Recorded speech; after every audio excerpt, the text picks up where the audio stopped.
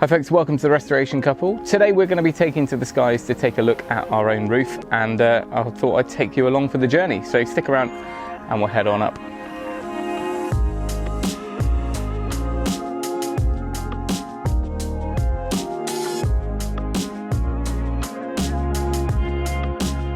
Right, 1 minute to try and predict any questions. The drone is a Mavic 2 Pro. It's like a little lunchbox size one. It's quite handy to take in my kit bag when I'm doing commercial site photography and developments. It's got a little Hasselblad camera or lens on the front, which is it's a really good quality, to be fair. And the display is all put on my phone as well as the controller. Whilst we do our final checks and we make sure we're ready to go, it's worth mentioning you can't just nip out to Argos and get a drone and throw it up there or go on Amazon. You really need to be aware of all the regulations. Unfortunately, it's a bit boring, but you've got to do the theory, the practical. It's very expensive as well, the insurance and risk assessments and stuff. So even though this is in my garden, I've had to do all that. But I use this mainly for my day job, so that is why we're able to do this. All right, my grass is a little bit long, so I'm going to take off from the patio. We'll come around and we'll head up there.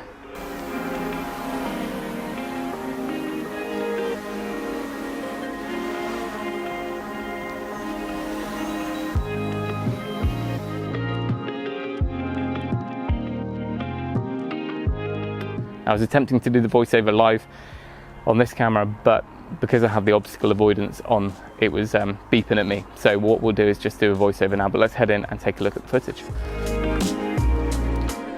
Okay, so we're approaching from the north side of the house. First up, you can see that cast iron gutter is dipped below the window, above the window. That is purely down to the fact that this house was covered in creeper when we moved here, or just before we moved here.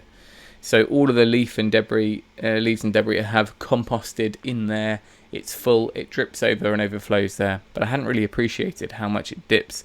So that will need to be sorted, but all these gutters will be coming off. That bar along there, as far as I can guess, it's probably an old school, a bit like you see in the Alps for stopping snow come off the roof. Not that we get much snow here, but it's certainly not going to stop a slate. It might stop a ridge tile, I guess.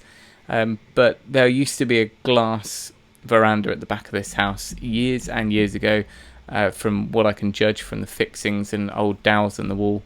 So that perhaps that was there to stop Victorian fragile glass from being smashed. Anyway, we won't need that there in the future, so that will be coming off. The aim is to get all the cast iron off where possible, blasted and powder coated. Some of it is permanently fixed in place. So that would need to be done in situ. You might have also seen that dodgy vent that the electricians left from the ensuite. That'll need to be sorted. This is one slate that dropped out over winter. I've patched it from the inside, but that is one or two of the repairs that I'd seen on this back side of the house. You can always tell the repairs are just either a lead or wire tab of some sort holding up a replaced slate. Now the two roof lights, randomly, one's a Velux, one's a key light. Long story there, but anyway, I've temporarily got slates in around there. We'll be doing a better job of that when we do the whole roof as one, because of course you don't need to use tabs or hooks or anything. You can slate it up properly. But in general, you can't really complain. These slates, over 100 years old, Welsh slate, the best of the best, and they're still keeping the rain out on the whole. So another little look at the gutter from above. You can't really tell how full they are of the debris. I didn't get too close, but there's obviously an issue there. And then this is coming around to the west gable. So all of that stonework is pretty disgusting. There's a century of coal, soot and traffic dirt, and all the creeper was on there.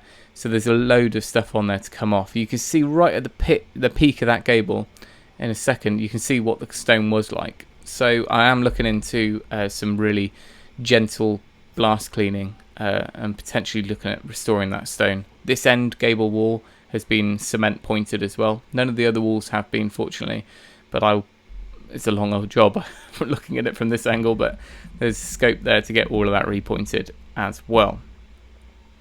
Now the barge boards, they've all been patched. This end, the timbers are in place and they've been patched over with plastic. I patched one in the winter and it blew off a couple of months after. So there's another look at the stonework. The cast iron you can see there will need to be stripped or cleaned and stripped and painted in situ. I'm not going to be taking the stack off. Same with the downpipe. The timber barge boards I'm going to be replacing, pre-painted, pre-shaped down on the ground, and we'll install those. No plastics going up. I'm going to be quite ruthless with the conservation side of things here. Not that we're obliged to do that, but I just feel like we should be doing it properly. They are 5.6 meters, I think, so they're over sort of standard lengths I could get of some of the hardwoods or Okoya and things like that. I'm looking at cedar at the moment. It will be painted, but as long as I can get the lengths long enough, we should be okay. And then looking at those ridge tiles, number 3 there looks a little bit dodgy. He's probably been sat like that for a while, but we'll be bedding all those on properly. Getting everything off the roof in one piece is key as well, because although we're replacing the slates, a lot of these slates will be salvaged and reclamation yard will be buying them from us. But if you look around the roof on this side, there are an awful lot of repairs. I can't tell if those more faded, discoloured slates are all repaired. They possibly could be, because they're very inconsistent, but there's an awful lot of lead tabs that have been holding in slipped slates on this side all over the place, so it's definitely on its last legs. That bay at the top is not original in the way that they flash that, clearly. It used to have sort of ridge tile cappings on it from old photos that we've got. It's obviously subsequently been slapped over with some sort of flashing tape. Undecided on whether we're going to do a cut, sort of really neat mitered slate on the hips of that, or whether we do a lead roll job or something like that. But anyway, that's all to be decided. It's all weather tight though, and there's only a couple of places. There's a crack I can see just about there, I think. That is, I can spot that leak on the inside because I've got a damp spot on the plasterboard. But there we go. As we come over the roof, the ridge tiles all look like they're going to be fine as long as we can get them down in one piece.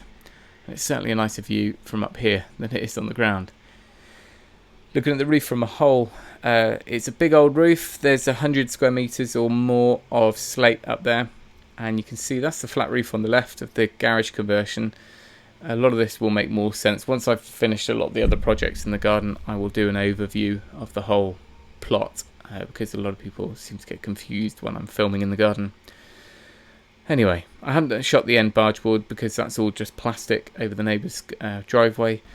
As far as the gutters go around the front here, this is the key bit, this front of the bay window. It looks really quite rusted through there, but it didn't look too bad from the bird's eye side, so I'm hoping that once those come down we can just replace 1 or 2 sections, maybe using some from the back, and then replace the run at the back, or vice versa. So we're trying to keep as much of the original as we possibly can. It all depends on how fragile it is, and when it gets blasted, how much of that rust is just surface rust or how much of it is proper good old rot. But it's fair to say it's hanging in there just about, but there's an awful lot up there that you wouldn't see from the ground. So it does pay to have a good look around with a drone. You can probably get more places than you can with scaffolding, and it's a lot safer and probably a lot cheaper. So that's our little survey done. Let's head back down and land. So that's it done. Hopefully we got enough there from where I could get safely.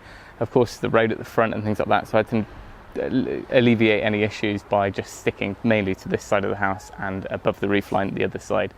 We blocked off the driveway, so we were okay. It's definitely in need of a new hat, this place. Yes, it's been repaired, but it certainly hasn't been replaced. But anyway, 120 years, it's had a good innings. So with all that research from the drone, along with everything else that I've been doing, getting scaffolding quotes lined up, sorting out how I'm going to do the timber, the shot blasting and powder coating of the original cast iron, any replacement cast iron stuff, the exterior wood paint, which just cost us a fortune. I've now also found a really decent slate supplier who I've been in touch with them. They've given me some advice. Yes, Welsh slate would be a great replacement, but it's simply not an option budget-wise. It's considerably more expensive route to go. We've sourced a really high-end Spanish slate, which is a good match. It's slightly darker, but I've based it on the underside of the slates, from the loft side, because these ones have faded over the years. So it is a slightly darker look, but it's going to really smarten up the whole front of the house. All of this parcelled together is just about doing it right and doing it well this one time, rather than having repairs down the line. If you look at all the other properties in the area, they've stuck concrete tiles over there where their old slate was, or they've used fibre cement, which just lasts a couple of years before looking naff. So I'm hoping that, 6 years in the making, saved some pennies, done some research, we'll do it right, do it once, and hopefully we'll give it a good shot at getting another 100 years out of this roof. But there we go. Any information I'm going to pop down in the description. I'll also give a link to our training school where I did all my flight training for the drone stuff, just because people quite often ask that. Just remember that, if you're putting the footage up anywhere, Instagram, YouTube, even if you're in the middle of nowhere, if you monetize that video in any way, if it's seen as commercial use, then it also will require you to have a PSCO. So it's good to cover your bases and not get into trouble down the line. But anyway, thank you for watching. Remember, if you can, do it yourself, and we'll see you next time.